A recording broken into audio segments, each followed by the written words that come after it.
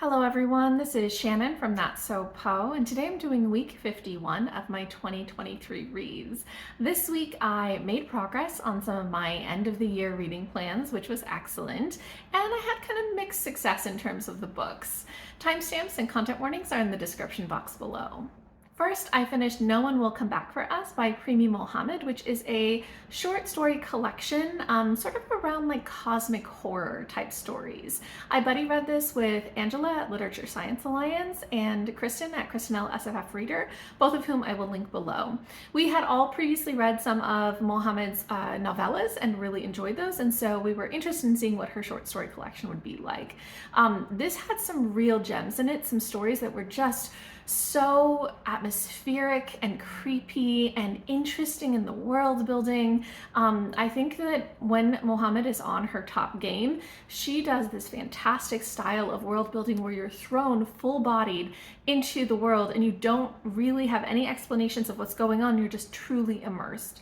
I think that her writing can be so atmospheric, and when she has these characters that are super nuanced in the way that, you know, they're kind of interacting with the world, it's just fascinating. So there were some excellent stories in here. However, it was a little bit uneven, and there were quite a few stories that were atmospheric but that didn't have the nuanced characters. Instead, they had like really flat characters, almost caricatures, and that didn't work so well for me. There were also a number of times where, perhaps related to her style of just kind of throwing you in the middle of things, sometimes it was a little confusing. So where, you know, you would be following the story along and you'd have just jumps in the story and you wouldn't know how you got from one scene to the next scene in the story. So that was kind of frustrating. And I think just sometimes the stories themselves, you know, I like it when she does more nuanced stuff, but some of these are just a little, they just kind of felt a little 2D, a little flat to me. So it was pretty mixed in terms of my experience with this. And I think it was even more mixed for both Angela and Kristen. Angela DNF'd the whole collection, and Kristen DNF'd quite a few stories in this. Surprisingly, I was the one who DNF'd the fewest stories in this. I only DNF'd one story, although I had quite a few stories that I gave like 3 stars. And normally when the three of us buddy read, I'm the one who's DNFing left and right, and they read everything. So it was really intriguing that that was the difference, and we chatted about it a bit, and it sounds like maybe for me, one of the reasons why I didn't DNF most of these is because I just really like her writing style. I think it's so atmospheric, and I just am immersed in the moment, which is something that I really like. So I'm still very, very interested in reading, you know, anything that Mohamed puts out, even though lots of these stories didn't quite work for me. Overall, I gave this 3.5 out of 5 stars. Next, I finished another buddy read, The Hearing Trumpet by Leonora Carrington, which I buddy read with Freddie at Sluggish Reader. This was sort of an impulse buddy read. Freddie had put this on his end of the year kind of reading plans, and when he described it, it just sounded so fun. And it's a reread for him, but it would be new for me. And so I suggested, hey, you know, do you want to buddy read this? And so we did. And I love buddy reading with Freddie. It's always so much fun. He's just so smart, and the way that he's able to look at the layers of things and understand the meaning of things. He definitely reads much more literary fiction than I do, so it's always such a great experience.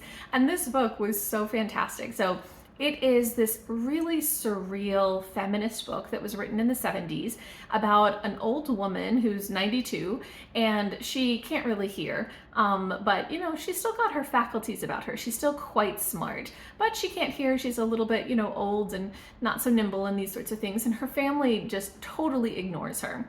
And they end up sending her to this institute, this kind of sort of like old people's home, but it's really weird and also religious. However, right before she goes, her best friend gets her a hearing trumpet, so like a kind of a device to hear better. And that sort of allows her to interact with the world more. This gets really weird and really surreal, and just all sorts of magical things happen, but in a really strange way. And the book goes in a very interesting direction, sort of apocalyptic in a sense, and just all sorts of wild things happen. But it's got this core of really interesting growth for the main character Marion, as well as the other old women in the institute, where it's like celebrating the idea that, you know, in your 90s you can still grow as a person. So it's almost coming of age in a way. It's also very anti kind of patriarchy, especially like kind of church patriarchy, but also has a lot of themes of like ecological issues and issues of understanding and listening and hearing messages and things like that. And it's just really fascinating. But it did get really weird for me sometimes. It lost me a little bit. Even so, I just thought this was such a cool read, and it was so fun to buddy read it with Freddie. So I gave it 4 out of 5 stars. Then I finished a book that was on my end of the year reading plans, which was The Broken Kingdoms by N.K. Jemisin. This is the second book in the Inheritance trilogy, and I was so glad that I got started on reading this because I really do want to finish my own TBR by the end of the year.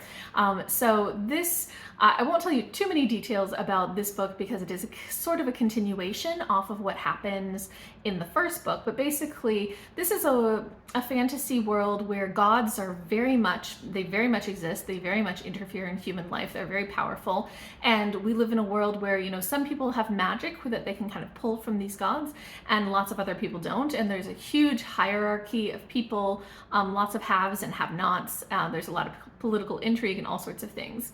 So the first book in the series focuses a lot on the palace and the intrigue. This second book kind of follows on the consequences of what happened in the first book, but from a normal person's perspective, so just a commoner.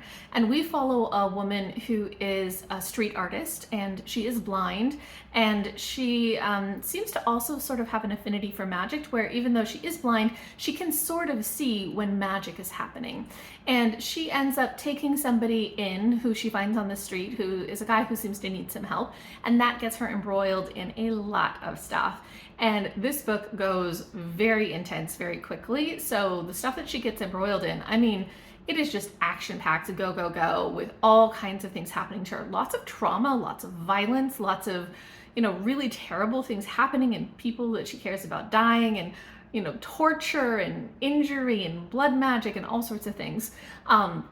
So I think that the world building in this is super cool, just like in the first book.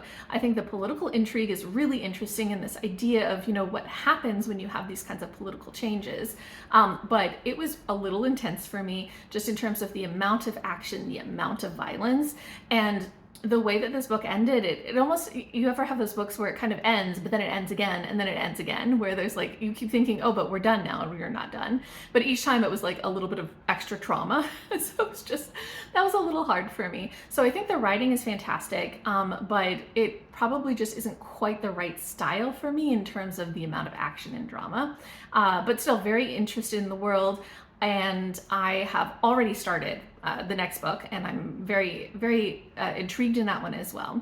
So this one I gave 3.5 out of 5 stars, but again, I'm really hopeful that I'm going to finish this series in the next week.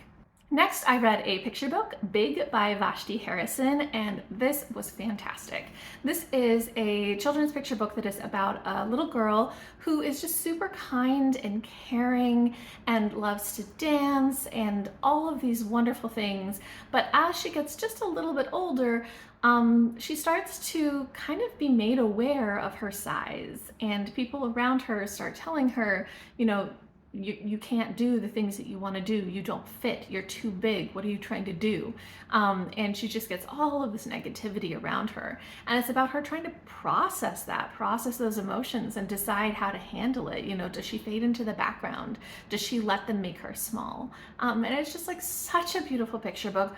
The illustrations in this are amazing, not only because they're really beautiful and adorable, but also because as we go, the way that space is used is just so cool. I absolutely loved the illustrations in this, and the messaging was fantastic, and I just felt so moved by it. So this was a really wonderful picture book. I gave it 5 out of 5 stars, and I highly recommend it. And then lastly, I did DNF one book, which was Starter Villain by John Scalzi. So I had been reading this out loud to my husband, Sush, and we had enjoyed Kaiju Preservation Society, so I was thinking that we would enjoy this one, but it was really ending up kind of falling flat. So this is not a horrible book by any means, but it was just a little tedious. Sometimes Angela will refer to things as aggressively mediocre, and that's kind of what I felt with this book. Like it was fine, it was okay. But then there's just certain tics to John Scalzi's writing that kind of kept bringing me out of the story. The basic premise of this is that it is set in modern day, but we follow a guy who is very down on his luck, and his estranged uncle dies, and then he discovers that he has inherited his uncle's businesses, which are along the lines of supervillain, very much along the Bond villain type of line. Things that are a little sci-fi in terms of, technology being used to then make money and also undermine things and kind of take advantage of stuff. And so he's kind of, going through like figuring out what is going on, while the other villains are kind of trying to see if they can take advantage of him or if he's going to fill his uncle's shoes.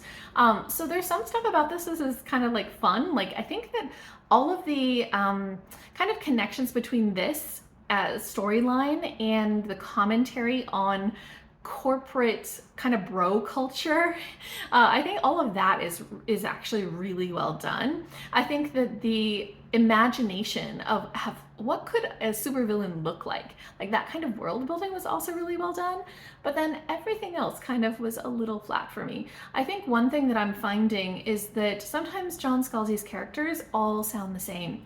It's really hard for me to distinguish it. It just feels like basically John Scalzi is writing himself as every single character. And so all of the dialogue that's supposed to be witty is just all the same thing. And so the characters kind of fall flat. The main character in particular was a little frustrating. He's supposed to be this out of work journalist who did business journalism, right?